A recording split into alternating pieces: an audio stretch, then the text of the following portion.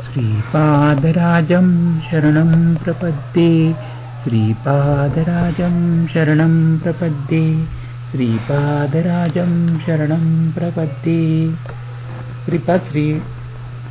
श्रीपाद श्रीवल्लभ चरित्रामृत अध्याय 23 शिवयोगी भक्त महिमा शिवपूजा रहस्य विवरण। मी कृष्ण युवल बड्डूतून या गावाहून कुरवपुरास प्रयाण करीत असताना धर्मगुप्त नावाचे एक सद्वेषधारी गृहस्थ भेटले। ते श्रीपादांच्या दर्शनास कुरगड्डीस निघाले होते। ते सुद्धा योगायोगाने पिठिकापुरमला असणाऱ्या व्यंकटप्पय्या श्रेष्ठींचे जवळचे नातेवाईक होते। मला याचे आश्चर्य वाटले की मला भेटणारे सर्व श्रीपाद प्रभूंचे भक्त होते। ते प्रभूंच्या दिव्य चरित्राबद्दल अधिक माहिती सांगणारे होते। याप्रमाणे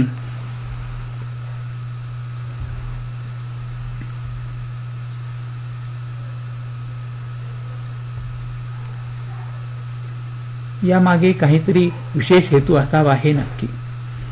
श्रीपाद प्रभूंच्या चरित्रातील एक वर्ष झाले की त्यात घडलेल्या घटनांचा थोडा मागचा भाग मला कळलेला असे। त्यातील एका घटनेचा दुसऱ्या घटनेशी फारच कमी संबंध असे। आतापर्यंत श्रीपाद प्रभूंच्या 10 वर्षापर्यंतच्या घडलेल्या लीलाच मला माहीत होत्या। त्या क्रमबद्ध पद्धतीने त्यांच्याकडून मला कळल्या होत्या। मी मनात विचार केला की श्रीपादांच्या 11व्या वर्षातील लीला मला कळतील का? श्रीपाद प्रभू क्षणक्षण लीला विहारी आहेत। श्री धर्मगुप्त म्हणाले, अरे शंकर भट्टा, मी शिवभक्त आहे। श्रीपाद 11 वर्षाचे झाले असताना एके दिवशी मी त्यांच्या घरी गेलो होतो। तेव्हा एक शिवयोगी आला होता। तो अत्यंत विद्वान होता। तो केवळ कर्तल भिक्षाच घेत असे। तो आपल्याजवळ झोळी, भांडे, थाळी वगैरे काहीच बाळगीत नसे। तो दिसण्यास एखाद्या वेड्या पुरुषाप्रमाणे दिसे। तो एके दिवशी कुक्कटेश्वराच्या मंदिराजवळ आला। त्याचे धुळीने माखलेले कपडे आणि विचित्र बोलणे ऐकून त्याला देवळातील पुजाऱ्यांनी मंदिरात येऊ दिले नाही।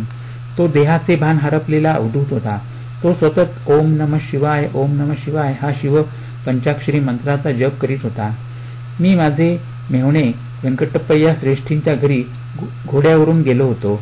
वाटेत असलेल्या कुक्कटेश्वर मंदिरात जाऊन दर्शन घेण्याची माझी सवय होती। मी वैश्य प्रमुख असल्याने देवळातील अर्चकांनी माझ्या नावाने मोठी पूजा केली। त्यांना चांगली दक्षिणा देण्याची माझी पद्धतच होती। मी 5 वराह त्या अर्चकांना दिले। त्यांनी आपापसात ते वाटून घेतले।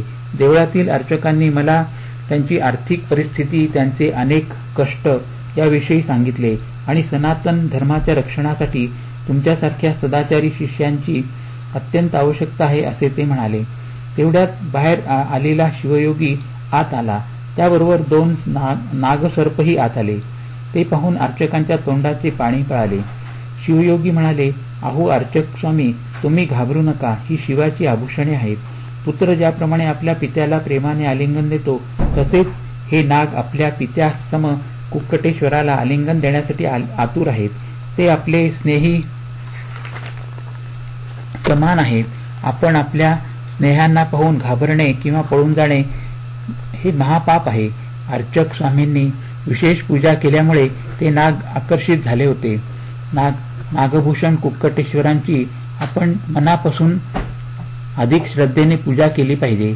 रुद्राध्यायातील नमक आणि चमक सुस्वरात म्हणून रागयुक्त शिवाची भजने म्हटली पाहिजेत। अर्चक स्वामी तेथेच बसून होते। मंदिरात येणाऱ्या भक्तगणात कोणी धनवान होते तर कोणी भक्त साधारण गरीब होते। विशेष धन दान देणाऱ्या भक्तांशी अर्चक स्वामी अधिक आत्मीयतेने भाषण करीत। या अर्चकांमध्ये पिठिकापुरम मधील सूर्यचंद्र शास्त्री नावाचे एक चांगले अनुष्ठान करणारे पंडित होते। त्यांना श्रीपाद प्रभूंबद्दल भक्ती प्रेम होते। ते श्रीपाद प्रभूंचे स्मरण करून नमक चमक सुस्वरात आणि रागयुक्त आलाप गात म्हणत होते। तेथे आलेल्या नागांना त्यांचे गाणे आवडले। ते सुद्धा आपले फणे हलवून आपला आनंद प्रकट करीत होते। शिवयोग्याला घेऊन सूर्यचंद्र शास्त्री बापनाचार्यूंच्या घरी आले। तेथे त्यांना संतृप्तिक असे भोजन करविले आणि श्रीपाद प्रभूंचे दर्शन घडविले। श्रीपाद प्रभूंनी त्यांना शिवशक्ती स्वरूप दर्शन दिले। त्या दिव्य दर्शनाने ते शिवयोगी एवढे आनंदित झाले की त्यांना समाधी स्थिती प्राप्त झाली. अशा अवस्थेत ते 3 दिवस होते. त्यानंतर श्रीपादांनी आपल्या दिव्य हस्तांनी त्यांना जेवू घातले. श्रीपाद म्हणाले, ए मुला, सनातन धर्मात सांगितल्याप्रमाणे आपले जीवन व्यतीत करून संसार तरून जा. पुराणात विषयांच्या कल्पना किंवा असत्य असे काही नाही. त्यातल्या सामान्य अर्थ वेगळा असतो आणि गूढ रहस्यात्मक अर्थ हा वेगळाच असतो. अनुष्ठान करणाऱ्या साधकास त्यातील अंतरर्थ आणि गूढ रहस्य अंतःकरणात स्फुरते. भूतकारकांना सूर्य परमात्म्याचे प्रतीक आणि चंद्र मनाचे प्रतीक वाटते. चित्स्वरूप तेजस मनोरूप असणाऱ्यांना चंद्राशिवाय सृष्टी कार्य चालत नाही असे वाटते. अमावस्या ही मायेचे प्रतीक आहे. ही माया पूर्वीच्या काळी वसुगुल नावाच्या कलेने जन्म पावत होती. चंद्रबिंबामध्ये कलेचा प्रवेश झाल्यावर त्यातच तिचा लय होतो. ज्या प्रकारे माया परमेश्वर तेज घेऊन मनोरूप चंद्रात पसरते, त्याच प्रकारे चंद्रात सूर्याचे किरण समाविष्ट होतात. माया असो अथवा अमावस्या असो, त्यांच्या जड स्वरूपामुळे त्यांच्यापासून निर्माण झालेले जगत त्याच्या चिरकाल सानिध्याने चित्त दडात्मक आहे. वसंत ऋतू ज्याप्रमाणे सृष्टीतील फुलं फळाच्या उत्पत्तीसाठी कारणीभूत होतो, तसेच स्त्री सुद्धा शिशूच्या जन्मास कारणीभूत होते. मृत्यू लोकात जीवाला जन्म मरण असते. पाताळ लोकात सूर्यकांतीमुळे कांतिवान दिसणाऱ्या लोकांना वृष्ण असे म्हणतात. सप्त पाताळात वेदांच्या अधिष्ठात्र देवता असतात. मनाचे ज्या ठिकाणी निवासस्थान असते ती भूमी सप्त पाताळ या नावाने संबोधली जाते. याची अग्नी आदी देवता आहे. या अष्टदेवतांना अष्टवसू असे नाव आहे. सूर्यकांतीमुळे शोभायमान होणाऱ्या देवतांना वसू असे म्हणतात. ब्रह्मशिला नगरातील श्रीपाद प्रभूंच्या बहिणीच्या वासवी या नावाचे हे गूढ रहस्य आहे. या अष्टगोलकांच्या मध्ये असलेल्या वायुस्कंदाला सप्तसमुद्र असे नाव आहे. सामान्यजन या सप्तसमुद्राला जलस्वरूपच समजतात, परंतु ते खरे नाही. शिवमहिमा आंध्र प्रदेशातील 11 शिवक्षेत्रे आणि त्यांचे स्वरूप. शिव हा एकादश रुद्र स्वरूप आहे. आंध्र प्रदेशात 11 शिवक्षेत्रे आहेत. त्यांचे दर्शन घेतल्याने महाफल मिळते. ती क्षेत्रे पुढील प्रमाणे आहेत. बृहतशिला नगरातील नगरेश्वर, श्रीशैल्यावरील मल्लिकार्जुन, द्राक्षारामम येथील भीमेश्वर, शिराराम येथील रामलिंगेश्वर, अमरावती येथील अमरलिंगेश्वर, कोटीफल्ली क्षेत्रातील कोटीफलेश्वर, पिठापुरम येथील कुक्कटेश्वर, महानंदी येथील महानंदीश्वर, काळेश्वर येथील काळेश्वर, कालहस्ती येथील कालहस्तेश्वर आणि त्रिपुरांतक येथील त्रिपुरांतकेश्वर. शिवाची मूर्ती पूजेसाठी कोठेच नसते. शिवलिंग आत्म्यात तेवणारे ज्योतिस्वरूप आहे. सिद्धी प्राप्त झाल्यानंतर निर्मल मनरूपात असणारी निर्मलता म्हणजे स्फटिक लिंग होय. आपल्या शरीरात असणारा मेंदू त्याला ज्ञान मिळवण्यासाठी सहकार्य करणारा रुद्र आहे. मानेपासून नाडी रूपात मानेच्या खालीपर्यंत व्याप्त असणाऱ्या नाड्यांना रुद्र जटा असे म्हणतात. शिवाच्या हठयोगी रूपात लकुलीश्वर आहेत. शिवप्रभू भिक्षाटन करून जीवाची पापकर्मे हिरावून नेतात. या सृष्टीतील तालबद्ध असलेली सृजन, स्थिती आणि लय यातील महस्पंदन शिवाच्या आनंद तांडवाने सुव्यवस्थित चालतात. यामुळे शिवाला नटराज असे म्हणतात. शिव परमानंद कारक असून ते आपल्या अनन्य भक्तांना मोक्षसिद्धी प्रदान करतात. चित्त म्हणजे मन आणि अंबर म्हणजे आकाश. आकाश रूपात असणारा तो चिदंबर. चित अधिक अंबर चिदंबर. तुम्ही पाहत असलेल्या या विशाल विश्वात रोदसी रूपात रुद्र स्वरूपच आहे. 12 ज्योतिर्लिंगात राशीचक्रातील 12 राशींचे हा प्रतीक आहे, म्हणून शिवकाल स्वरूप आहे. 8 दिशांना ज्या अष्टमूर्ती आहेत त्या चिदाकाश स्वरूपच आहेत. पंचभूते शिवाची पंचमुखे आहेत. पंच ज्ञानेंद्रिये, पंचकर्मेंद्रिये आणि मन मिळून एकंदर 11 रुद्र आहेत. यालाच एकादश रुद्र असे म्हणतात. शिवाचे उमामहेश्वर रूप नित्य प्रसन्न रूप आहे. त्रिगुणांचे भस्म करून घेतलेले रूपच त्रिपुरांतक रूप आहे. ज्ञाननेत्र हा शिवाचा तिसरा नेत्र आहे. शिवांच्या जटाजुटातून परमपावन अशी निरंतर प्रवाहित होणारी गंगामाता उगम पावते आणि धर्तीवर प्रवाहित होऊन साऱ्या प्रदेशाला सुजलाम सुफलाम करते. आर्द्रा नक्षत्र आकाशात चमकत असताना शिवप्रभू दर्शन देतात. मिथुन राशीजवळ जाण्यासाठी अगोदर वृषभरास ओलांडून जावे लागते. ही वृषभरास नंदीश्वराचे प्रतीक आहे. तो धर्मस्वरूप आहे. 2 भुवयातील पेटणारी ज्योती म्हणजेच लाल चंद्रकळा. योगस्थितीमुळे उद्भवलेल्या कामवासनेमुळे स्त्री पुरुष भेद नाश झाल्यावर एकत्व स्थितीस प्राप्त होणे आणि याचे स्वरूप म्हणजेच अर्धनारी नटेश्वर होय. लिंग म्हणजे स्थूल शरीरात आत लपून असलेले लिंग शरीर हे ज्योती स्वरूपात विलसत असते असे वेद सांगतात. शिवपूजा रहस्य अनुष्ठान केल्याने किंवा गुरुकटाक्ष असेल तरच समजते. भौतिक रूपातील पिठापूर जसे आहे तसेच ज्योतिर्मय स्वरूप असलेले स्वर्ण पिठापूर एक आहे. त्याला आणि श्रीपाद प्रभूंना जो निरंतर भजतो किंवा स्मरण करतो तो ज्ञानी भक्त श्रीपादांना जाणू शकतो. तो कितीही दूर असला तरी स्वर्णपिठिकापुरातच वास करतो. अशा भक्ताला श्रीपाद प्रभू अत्यंत सुलभप्राय असतात. भौतिक पिठापुरम मधील कुक्कटेश्वर मंदिरातील अर्चक स्वामी प्रमदगणांचे अंश रूपाने जन्माला आले होते. भूत प्रेत पिशाच्यादी महागण अनेक असतात. योगाभ्यास करणारे आणि श्रीपाद प्रभूंची आराधना करणारे भक्त त्या भूतप्रेतांना रोखून ठेवतात. हे सर्व अडथळे दूर करून जे भक्त श्रीपाद प्रभूंना येऊन भेटतात ते धन्य होत. श्रीपाद प्रभू म्हणाले, माझ्या आजोळच्या घराच्या अंगणात एक मोठे संस्थान होणार आहे असे अनेक वेळा मी सांगत आलो आहे. माझा संकल्प अमोघ आहे. मुंग्या जशा अगणित संख्येत असतात तसेच माझे भक्त लक्षानुलक्ष आहेत. योगीगण माझ्या संस्थानाचे धर्मपालन योग्य रीतीने करतील.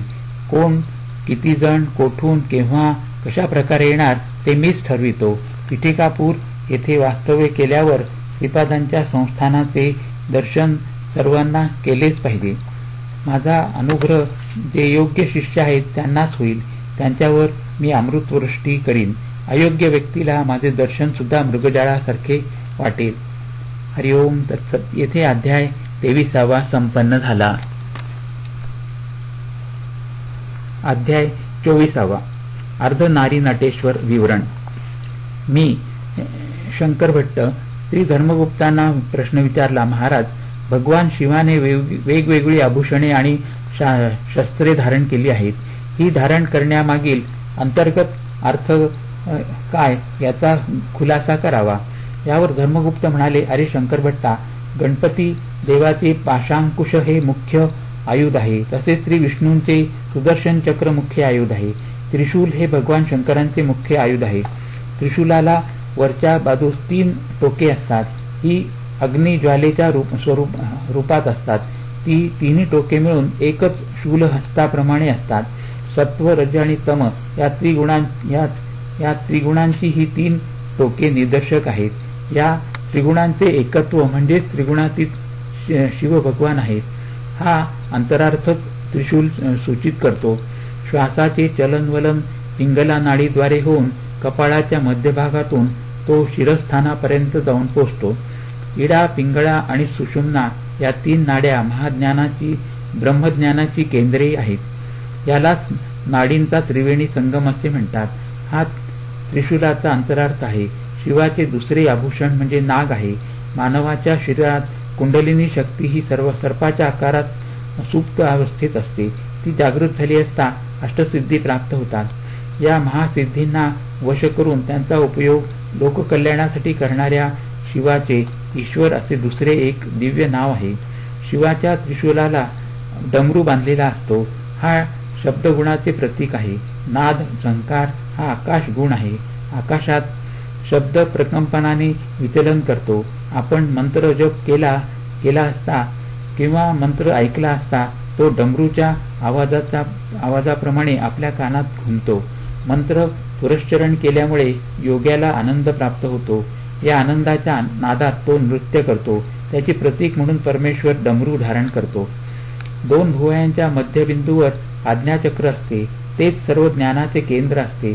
ज्ञानी पुरुषाला अतींद्रिय दृष्टी असल्यामुळे त्याचे ज्ञानकेंद्र विकसित झालेले असते. याच चक्राद्वारे योगी भूत भविष्य यथार्थपणे समजू शकतात. हाच परमेश्वराचा तिसरा नेत्र असे म्हणतात. हा ज्ञाननेत्र विकसित झाला म्हणजे काम स्वरूप मदनाचे दहन करता येते. शिवप्रभूंचा निवास स्मशानात असतो असे म्हणतात. योगी योगाग्नीमुळे सर्व वासनांचे भस्म होऊन योग्याला परमशांती प्रदायक निर्वाण स्थितीचा अनुभव येतो. ज्ञानाच्या स्थितीचा पांढरा रंग असतो असे म्हणतात. तीच विभूती होय. आलोचना जे निंदा वासना ह्यांच्यावर नियंत्रण ठेवण्याची शक्ती आल्यावर शुद्ध ज्ञान प्राप्त होते. त्यामुळे आनंद प्राप्ती होते. ज्ञानाची शुद्धी 4 प्रकारे होते. एक आधिभौतिक, दुसरी आधिदैविक, तिसरी आध्यात्मिक आणि चौथी मानसिक. यांचे संकेत रूप म्हणून शिवाचे भक्त 4 विभूती रेषा कपाळावर लावतात. एक दिव्य औषधी शिलाजीत नावाची असते. या औषधीच्या सेवनाने नित्य यवन प्राप्त होते. पूर्वकालात शिलादूड नावाचे एक महर्षी खड्यांचा आहार करून निर्वाह करीत असत. तेच नंदीश्वर रूपात अवतरित झाले. श्रीकृष्णाचा जन्म रोहिणी नक्षत्रावत आणि वृषभ राशीत झाला होता. शिवांचे जन्मनक्षत्र आर्द्रा होते. उमामहेश्वरांच्या अर्धनारी नटेश्वर रूपाची राशी मिथुन होती. या राशीच्या अगोदर वृषभ राशी असते. हा वृषभच नंदीश्वर आहे. नंदी हा धर्माचे प्रतीक आहे. निम्न जातीच्या कामरूपी मदनाला शिवाने दग्ध केले होते, परंतु शिवाच्या कृपेने तो निराकार रूप घेऊन उच्च प्रकृती असलेल्या दिव्य दाम्पत्य धर्माचे पालन करणाऱ्या दाम्पत्यास पुत्ररूपाने प्राप्त झाला. श्रीकृष्णाने उपमन्यू ऋषींचे शिष्यत्व पत्करून अत्यंत निष्ठेने शिवोपासना केली होती. शिवाच्या अनुग्रहामुळे रुक्मिणीच्या पोटी मन्मथ हा प्रद्युम्न नावाने जन्मास आला. हा मन्मथ वृषभ राशीतील कामस्थान आहे. धर्मबद्ध असलेल्या कामना कोणत्याही असल्या तरी उन्नत प्रकृतीच्या असतात. त्यांची पूर्णता करणे धर्मविहित असते. भयंकर अशा तांत्रिक सिद्धी आणि शक्ती वाघाप्रमाणे प्रमादकारी असतात. त्यांना वश करून आपल्या ताब्यात ठेवणारे शिव भगवानच आहेत. वाघ हा शक्तीदेवीचे वाहन आहे. शक्तीस पूर्णपणे आपल्या ताब्यात ठेवण्याचे प्रतीक म्हणून परमेश्वर चर्म अंगी धारण करतात. म्हणून त्यांना व्याघ्र चर्मधारी असे म्हणतात. शुद्ध ब्रह्मज्ञान निरंतर प्रवाहित करणारी प्रज्ञा अमृत तत्व सिद्ध असलेल्या शिवांच्या जटेतून वाहणाऱ्या लोकपावनी गंगेचे प्रतीक आहे. याप्रमाणे नित्य प्रसन्नत्वामुळे मिळणारा महाप्रशांत आनंद आल्हादमयी स्थितीचे प्रतीक चंद्रकोर आहे. उजव्या भागात प्रवाहणारी श्वासरूपी शक्तीची पिंगळा नाडी असते. डाव्या भागात प्रवाहणारी श्वासरूपी शक्ती इडा नाडी नावाने ओळखली जाते. अरे शंकर भट्टा, प्राणायाम करताना उजव्या नाकपुडीने श्वास घेतल्यास उष्णता वाढते म्हणून तिला सूर्यनाडी म्हणतात. डाव्या बाजूने श्वास घेतल्यास शीतला मिळते म्हणून तिला चंद्रनाडी म्हणतात. काळपुरुषाच्या शरीरातील राशीचक्रात मेष राशीपासून तुळा राशीपर्यंत उष्णता देणारे 6 महिने सूर्यनाडी असे गृहीत धरल्यास अश्विन मासापासून फाल्गुन मासापर्यंत 6 महिने शीत अर्थात कमी उष्ण असल्याने चंद्रनाडी असे समजले जातात. या चंद्र सूर्याच्या गतीमुळेच पौर्णिमा आणि अमावस्या यांची निर्मिती होते. योगी पुरुष आपल्या वैशिष्ट्यपूर्ण साधनेने कालचक्रातील समस्त सिद्धी प्राप्त करून घेतो. त्याला भूत भविष्य आणि वर्तमान या तिन्ही कालाचे ज्ञान योगशक्तीमुळे प्राप्त होते. या कालचक्रालाच अर्धनारीश्वर जी कोणत्याही परिस्थितीत वेगळी करता येत नाही अशी जोडी समजावे. रात्र दिवस पौर्णिमा अमावस्या या एकानंतर एक विशिष्ट कालावधीनंतर दृश्यमान होत असतात. रात्र नसेल तर दिवस व दिवस नसेल तर रात्र असूच शकत नाही. माता पिता रूपाने संबोधले जाणारे अर्धनारीश्वरच या अनंत सृष्टीच्या चलनवलनास कारणीभूत होत असतात. शिवाचे कार्य संहारक आहे असे आपण म्हणतो. त्याचा गर्भितार्थ जुन्या सृष्टीचा अंत होऊन नवीन सृष्टीची निर्मिती असा आहे. सृष्टीतील बदल अतिसहजपणे होत असताना नूतन सृष्टीचा आविर्भाव होऊन तो थोड्या काळपर्यंत त्या स्थितीत असते. नंतर मात्र त्यांचा संहार अनिवार्यच असतो. अथर्ववेदातील समस्त अस्त्रशस्त्र मंत्र विद्या सिद्ध होण्यासाठी या विद्येचा अधिपती असलेल्या ईशान रुद्राचा अनुग्रह असणे आवश्यक असते. असा संवाद चालू असतानाच मी म्हणालो, आपण शिव, पार्वती आणि आर्द्रा नक्षत्राचा घनिष्ठ संबंध असल्याचे सांगितले होते. याविषयी सविस्तर माहिती सांगावी ही प्रार्थना. तेव्हा धर्मगुप्त म्हणाले, रुद्र पळत्या हरिणाची शिकार करीत असलेल्या रूपात मृगव्याध रुद्र या नावाने दर्शन देतील. हे दिव्य रूप आकाशातील आर्द्रा नक्षत्रात दिसेल. ग्रह संचाराचा प्रभाव. धर्मगुप्त पुढे म्हणाले, या मृगव्याध रुद्राचे रूप नक्षत्र मंडळातील मिथुन आणि कर्क राशीच्या मध्ये आडवे दिसेल. या नक्षत्र मंडळाच्या जवळ राहू, केतू, शनी यासारख्या ग्रहांचा संचार झाल्यास विश्वव्यापी युद्ध, प्रलय, देवादानवांचे युद्ध, महाभारताचे युद्ध यासारखी संकटे ग्रहगतीने येतात. कालसंहार मूर्ती म्हणजे धनुष्यबाण धारण केलेल्या उग्रमूर्ती असलेल्या रुद्राचेच मन्यू देवता रूप असे वेदांनी वर्णन केले आहे. धर्मगुप्त आपले वक्तव्य चालू ठेवीत म्हणाले, माघ मासातील अमावस्येच्या अगोदर येणाऱ्या चतुर्दशीला महाशिवरात्री असे म्हणतात. प्रत्येक महिन्यातील अमावस्येच्या पूर्वी येणाऱ्या चतुर्दशीला महाशिवरात्री असे म्हणतात. शनिप्रदोष समयी ईश्वर आराधना केल्याचे फळ म्हणजे शनिग्रह दोषाचे निवारण. महाशिवरात्र मंगळवारी आल्यास ती अत्यंत पुण्यकारक असते. शनिवारी त्रयोदशी आल्यास त्याला शनिप्रदोष असे म्हणतात. या शुभदिनी शिवार्चन करून शनिदेवास प्रिय असलेली तीळ दान करावे. शिव शनीची आदिदेवता असल्याने तिळाच्या तेलाने परमेश्वराची आराधना केली असता शनिदेवाच्या बाधेपासून निवृत्ती होते. शनिवारी प्रदोष समयी शिवाराधना केल्यास समस्त कर्म दोषरहित होऊन आपणास सुख शांती लाभते. शनी ही कर्मकारक देवता आहे. शिव ही संहारक देवता आहे. शनी प्रदोष समयी शिवाची आराधना सर्व प्रकारच्या अशुभ कर्मांच्या महापापाचे भस्म करून शुद्ध, नूतन, दिव्य, तेजोमय शुभ स्पंदनाने मानवाचे मन, बुद्धी, अहंकार, चित्त यांची आत्मशुद्धी करून नवीन जन्म प्राप्त करून देते. अशा प्रकारच्या अर्चनेने शनिदेव शांत होतात. शनिवारी रात्रीच्या वेळीस त्या जीवाचे सारे दुष्कर्म दोषांची अधिष्ठान देवता महाकालीमध्ये विलीन होतात. दुसऱ्या दिवशी म्हणजे रविवारी सूर्योदयाच्या समयी सवित्र मंडळातील मध्यवर्ती असलेल्या त्या महाशक्तीचा साधकास अनुग्रह प्राप्त होतो. याच वेळी त्याच्या नूतन जीवनाची सुरुवात होते. त्याच्या अशुभ कर्माच्या पापाचे गाठोडे परमेश्वराच्या योगाग्नीत जळून जाते. पंचभूतात्मक शिवस्वरूप. शिवशंकर हे पंचभूतात्मक देवादिदेव आहेत. आपल्या शरीरातील मूलाधार केंद्रात पृथ्वी तत्व असते. याचे प्रतीक म्हणून साधकांकडून पार्थिव लिंगाची पूजा केली जाते. स्वाधिष्ठान चक्रात जलतत्व असते. याचे प्रतीक जललिंग असते. मणिपूर चक्रात अग्नितत्व असते. त्याचे प्रतीक ज्वाललिंग आहे. यालाच हिरण्यस्तंभ असे सुद्धा म्हणतात. कंठस्थानात म्हणजे विशुद्ध चक्रात वायुतत्व असते.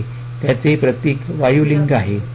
हृदयातील आकाशस्थानात असलेल्या लिंगाला चिदंबर लिंग असे म्हणतात. या पंचभूतात्मक लिंगाची आराधना, दर्शन, अर्चन हे विशेष फलप्रद असतात. आकाशलिंग म्हणविल्या जाणाऱ्या चिदंबर लिंगाला आकारच नसतो. चिदंबर क्षेत्रात पडद्याच्या मागे लपवून ठेवलेले चिदंबर रहस्य म्हणजे पडदा उचलल्यानंतर मध्ये काहीच नसते. शुद्ध आकाश म्हणजे शिवाचे आत्मलिंग होय. हृदयच चित्स्नान असल्याने आत्म्याचे निवासस्थान आकाशच असते. वास्तविक पाहता आकाशाला आकारच नसतो.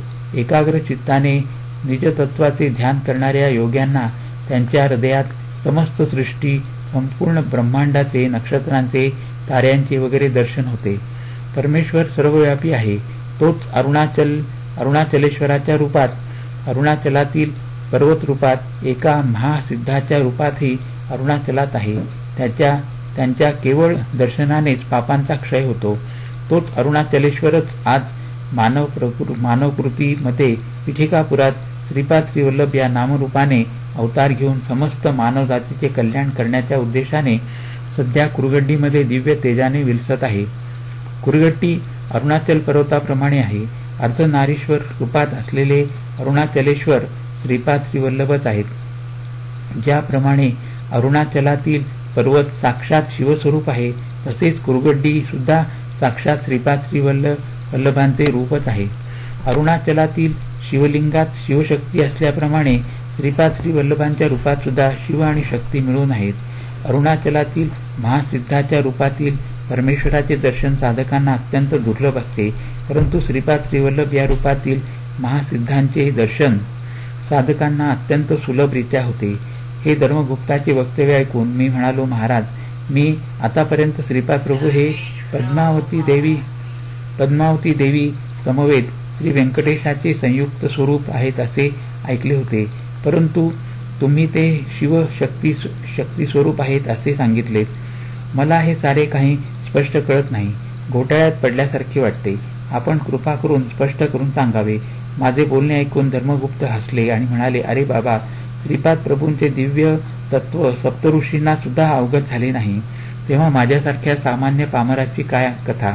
तरी पण माझ्या सामर्थ्यानुसार तुला मी समजावून सांगण्याचा प्रयत्न करतो. श्री व्यंकटेश प्रभू कृतयुगापासून आहेत. त्यांनी श्री दशरथ राजाला दर्शन देऊन सांगितले होते की मी श्रीरामचंद्र या नावाने तुमच्या घरी जन्म घेईन. कौसल्या तनय श्रीराम या नावाने सुद्धा स्वामींची पूजा काही लोक करतील. काही काळपर्यंत श्रीपाद प्रभूंची शक्ती स्वरूप म्हणजे बालत्रिपुर सुंदरी या स्वरूपात सुद्धा भक्तांनी आराधना केली. काही साधकांनी त्यांची सुब्रह्मण्यम या स्वरूपात सुद्धा अर्चना केली. यानंतर श्री रामानुजाचार्यांनी वैष्णवांकडून श्री महाविष्णू रूपात त्यांची आराधना करविली. ही सारी रूपे असलेले साक्षात दत्तप्रभूच आहेत. साधकांनी कोणत्याही रूपात श्रद्धाभावाने त्यांना साथ घातली तर ते भक्तांचे रक्षण करण्यासाठी धावून येतात आणि भक्तांचे रक्षण करतात.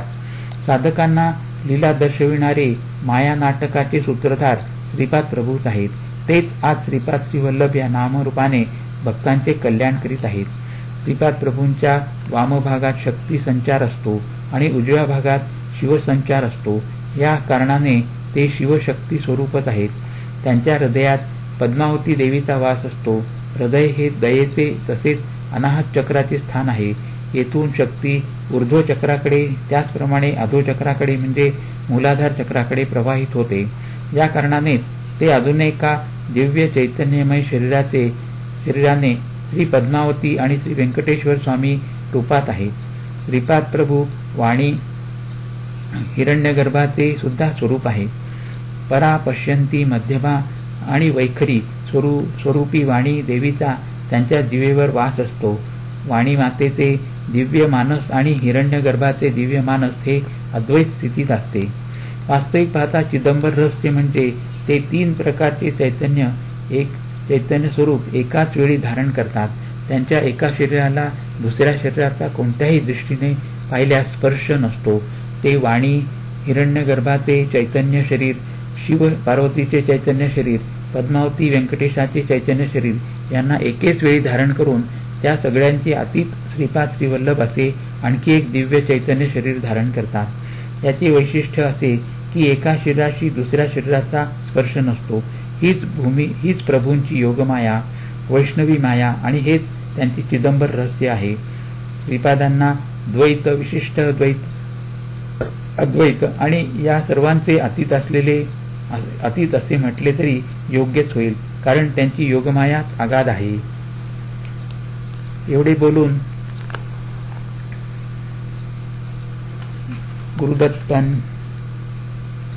धर्मगुप्तांनी आपल्या वाणीला विराम दिला. हरिओम तत्सत, हरिओम तत्सत, हरिओम तत्सत. श्रीपादराजं शरणं प्रपद्ये. येथे अध्याय 24 संपन्न झाला. हरिओम तत्सत, हरिओम तत्सत.